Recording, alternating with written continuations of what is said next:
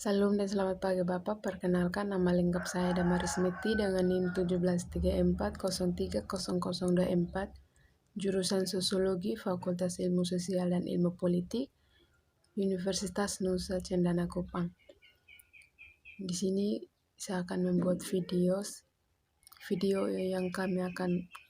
ini sebagai pengganti ujian akhir semester dari mata kuliah pilihan Sosiologi Konflik yang diasuh oleh Bapak Lazarus Jahamat SOSMA. Di sini kami disuruh menganalisis kasus di BSAP dengan menggunakan model konflik dan revolusi konflik. Jadi baik, poin yang pertama di sini model konflik dan revolusi konflik.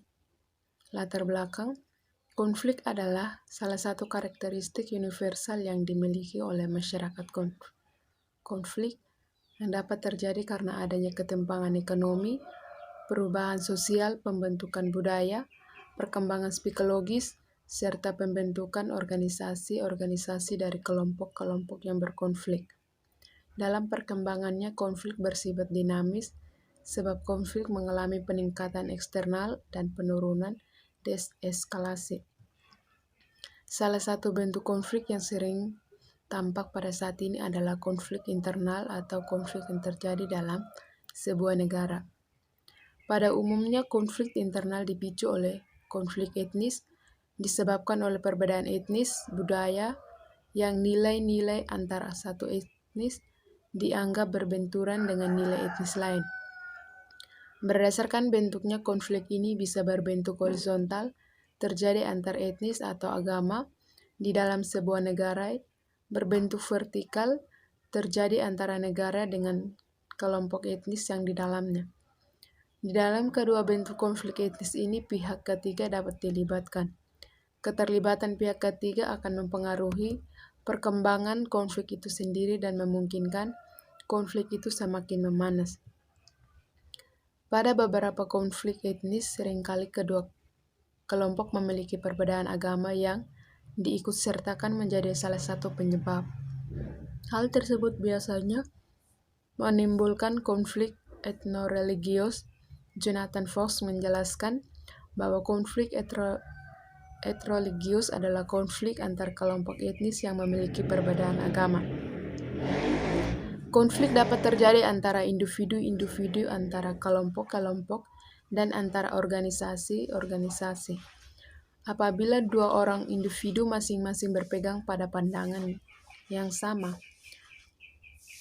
sekali bertentangan tanpa ada kompromi, kemudian menarik kesimpulan yang berbeda dan cenderung bersifat tidak toleran, maka dapat dipastikan timbul konflik tertentu.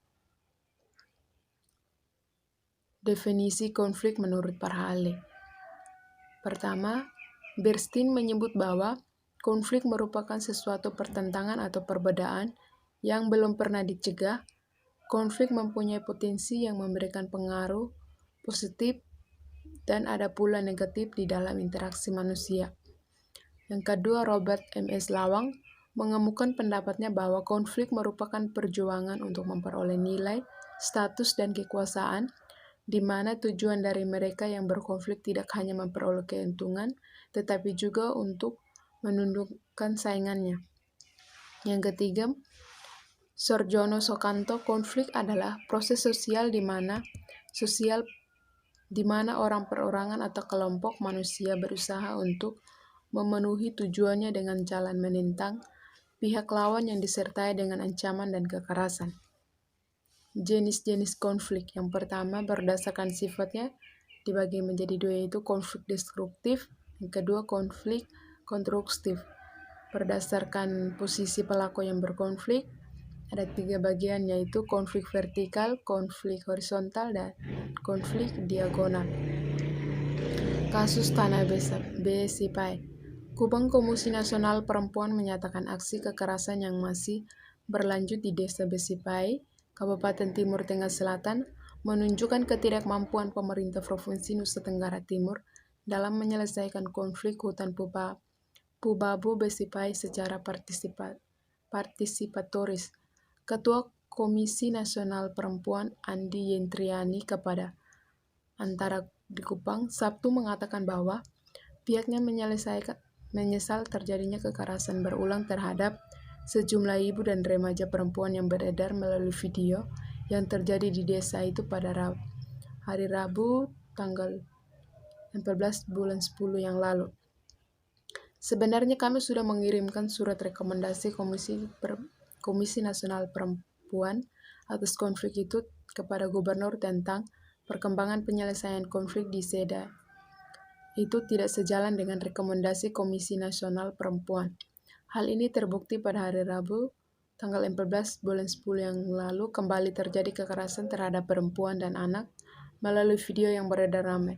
Tak hanya itu, pihak juga mendapatkan laporan bahwa terjadi penggusuran paksa terhadap 29 kepala keluarga yang terdiri dari 34 laki-laki, 50 perempuan, di antaranya terdapat 6 orang lanjut usia, 48 anak-anak, 6 bayi dan 2 ibu hamil, dan 6 orang menyusui.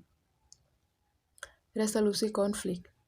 Resolusi konflik dikonseptualisasikan sebagai metode dan proses yang terlibat dalam memfasilitasikan penyelesaian konflik dan retribusi secara damai. Anggota kelompok yang berkomitmen berusaha untuk menyelesaikan konflik kelompok dengan secara aktif mengkomunikasikan informasi tentang motif atau ideologi yang saling bertentangan kepada anggota kelompok lainnya dan dengan terlibat dalam negosiasi kolektif. Istilah resolusi konflik dapat juga digunakan secara bergantian dengan penyelesaian sengketa, di mana proses arbitrasi dan litigasi yang terlibat. Konsep resolusi konflik dapat dianggap mencakup penggunaan tindakan perlawanan tanpa kekerasan oleh pihak yang berkonflik dalam upaya untuk mempromosikan penyelesaian yang kolektif. Teori dan model resolusi konflik yang pertama, kurva resolusi konflik. Ada banyak contoh resolusi konflik dalam sejarah dan telah terjadi perdebatan tentang cara penyelesaian konflik. Apakah harus dipaksakan atau damai? Penyelesaian konflik dengan cara-cara damai umumnya dianggap sebagai pilihan yang lebih baik. Kurva resolusi konflik berasal dari model analisis yang memotivasi entitas yang berkonflik. Yang kedua, kekhawatiran ganda model. Model perhatian ganda dari resolusi konflik adalah perspektif konseptual yang mengasumsikan metode yang disukai individu dalam menangani konflik didasarkan pada dua teman atau dimensi yang mendasari perhatian untuk diri sendiri dan perhatian orang lain. Faktor penyebab terjadinya kesimpulan.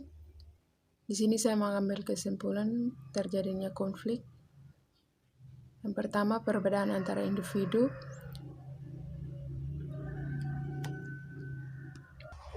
Kesimpulan adalah konflik sosial yang terjadi di mana-mana adalah suatu tindakan yang tidak patut dicontohi ataupun ditiru karena ini dapat meresahkan orang lain yang ada di sekitar.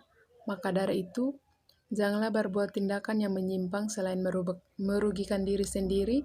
Dan jika kita melakukan konflik sosial seperti itu, maka kita akan mendapatkan cap tidak baik oleh orang lain, bahkan saudara sendiri. Karena orang lain melihat atas dasar respons negatif terhadap tindakan yang berkaitan dengan konflik sosial yang dilakukan. Ketika kita sebenarnya dapat membantu orang lain, tetapi membantu orang lain tanpa imbalan jasa yang berlebihan, misalnya dengan membentuk suatu perkumpulan semacam perkooperasian tetapi tanpa bunga yang besar. Di sini faktor penyebab terjadinya konflik sosial. Yang pertama, perbedaan antar individu. Perbedaan ini juga dapat berupa perbedaan perasaan, pendirian, atau pendapat. Hal ini mengingat bahwa manusia adalah individu yang unik dan atau istimewa karena tidak pernah ada kesamaan yang baku antara yang satu dengan yang lain. Yang kedua, perbedaan kebudayaan. Perbedaan kebudayaan mempengaruhi pola pemikiran dan tingkah laku perorangan dalam kelompok kebudayaan yang bersangkutan. Selain perbedaan dalam tataran individual, kebudayaan dan masing-masing kelompok juga tidak sama. Dalam lingkungan masyarakat yang sama pun tidak menuntut kemungkinan bahwa akan terjadi perbedaan kebudayaan karena kebudayaan lingkungan keluarga yang membesarkannya tidak sama. Demikian pemaparan materi dari saya. Sekian dan terima kasih. Salam.